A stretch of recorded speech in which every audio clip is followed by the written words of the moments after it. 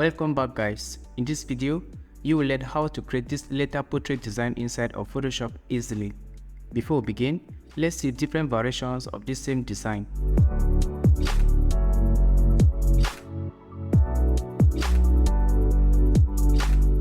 Interesting. Let's get started. If you want to follow along with me step by step, I will leave a link to this image in the video description. Let's start by selecting the image from the background. Go to select and then choose subject select from here. Once you have an active selection, you can refine it on your image, or if you are following along, let's just add a mask to it by clicking here. Let's convert it to a smart object. Let's create a new document. Go to File and choose New. Create a document that is 3000 by 2000 pixels and click on Create. Click on the new adjustment layer icon and choose Solid Color. Let's pick a nice color from here. For now, I'll choose this pink. Let's get rid of the background. Pick the text tool from the toolbar. This is the font and the font weight I'll be using. Then I'll just click on the center here. You can type any letter you want, but I'm going to type letter N in capital letters. I'll press Ctrl+T and scale the text up. Make sure the layer is selected, then press Ctrl+A. Press V key to access the Move tool. Click here and also click here. Deselect by pressing Ctrl+T. Let's change the font color to match the color of the background. Double click on this thumbnail here. Click here and click on the background. Then take it up from here and click OK. Let's return to the previous document. Since it is already a smart object, I will drag it with the Move tool onto the new document. Let's scale it down. Press Ctrl+T. And then let's move it to the center and confirm the transformation. Hold the Alt key, that will be the Option key on the Mac, and click in between these two layers to add clipping marks. Let's duplicate the subject layer by pressing Ctrl+J. Then let's add a mask to the topmost copy by clicking here. Make sure the mask is selected and the foreground is set to black. Switch to the brush tool. Click here and choose a hard round brush. Set opacity and flow to 100%. I'll just pin on these portions to get rid of them.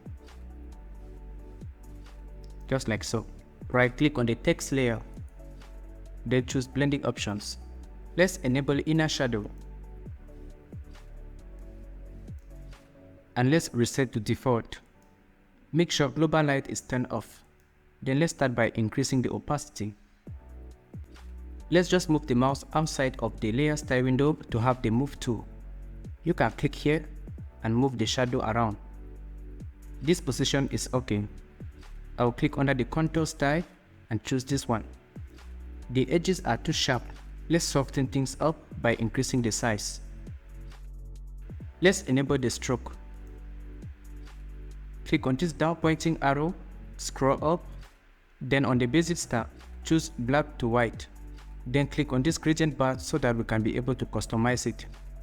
Click here, then hover outside and pick the background. Nothing is happening that much because it is still the same color.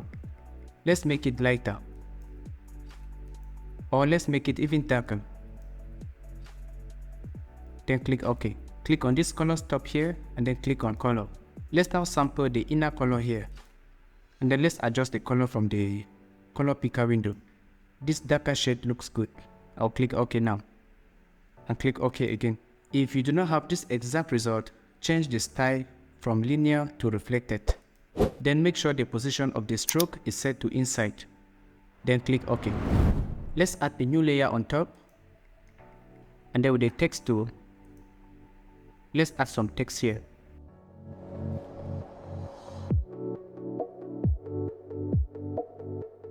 I'll select the fashion layer, then double click here. Then I'll change the font to Elephant. To increase the tracking of the font, I'll just double click on it, then enter the characters panel. I'll click here and input 1140, then click OK. Let's change the font color to white. If it is too bright, we can always reduce the opacity. I will then group everything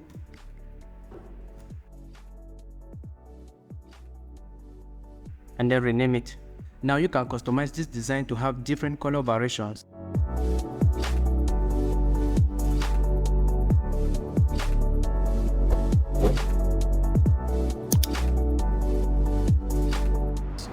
Thank you for watching the video to the end, and I hope to see you soon. Bye bye.